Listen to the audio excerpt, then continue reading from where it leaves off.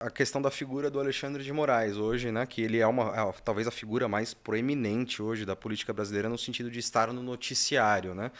E aqui no Tecmundo muito leitor fala, ele está censurando, ele é um censurador, estamos vivendo talvez numa ditadura, algo que eu pessoalmente discordo, isso não é uma ditadura, a gente está, gente, pelo amor de Deus.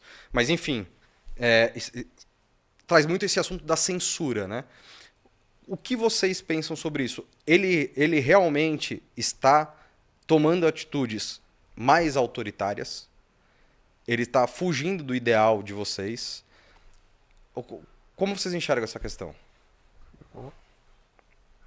Nós entendemos que o ideal seria as pessoas serem livres. Contudo, nem sempre é possível diante do que temos vivenciado. Com relação ao Alexandre de Moraes, ele é um dos ministros do STF, então a gente precisa pensar que o STF é um tribunal, né? É o Supremo Tribunal Federal, então o Alexandre é um.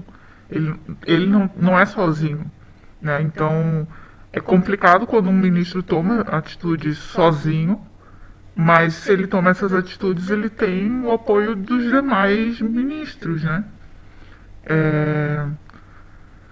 Então é uma situação delicada porque ao passo que a gente percebe que existe algumas arbitrariedades por parte do Alexandre de Moraes, a gente tem pelo outro lado também abusos, né?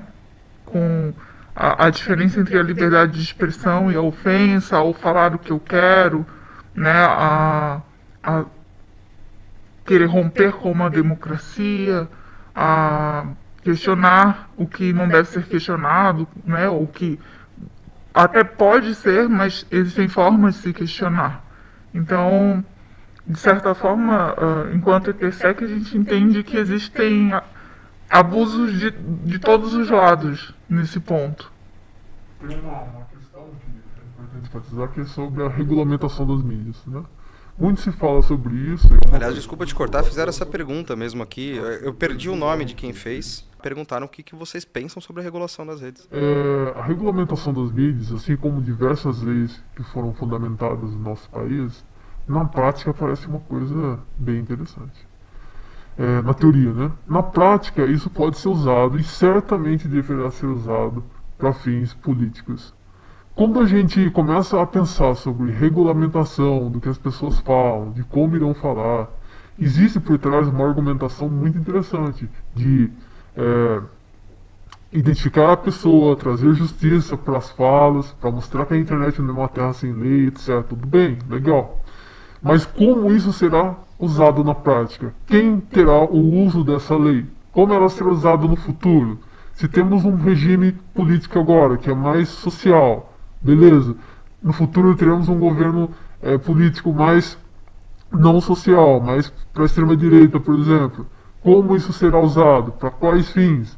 Nós, como defensores do livre acesso à informação, de uma internet livre, nós não somos a favor dessa regulamentação das mídias. Porque nós temos a quase certeza que isso no futuro será usado de uma maneira incorreta.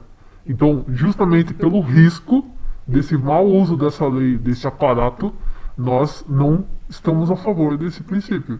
Nós acreditamos que se um princípio irá ferir a liberdade, certo? Isso é um grande risco ao princípio geral. Então é muito interessante a gente defender sempre a liberdade de expressão, desde que essa liberdade não subjugue a liberdade do outro. Por exemplo, você não deve defender um princípio onde busca exterminar a existência do outro, porque isso não é liberdade de expressão, isso é ódio, certo? Então a ideia de liberdade é uma coisa muito tênue e muito ampla para ser discutida, certo? A gente viu o caso do Monark, por exemplo, defendendo o princípio de liberdade de expressão, mas idealizando um princípio onde exterminava pessoas, certo? Isso não é liberdade de expressão. Né? Então é uma coisa que, para a política de maneira geral, a própria política não está preparada, a Câmara não está preparada para entender isso.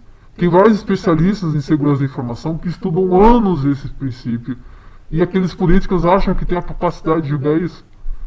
É muito complexo.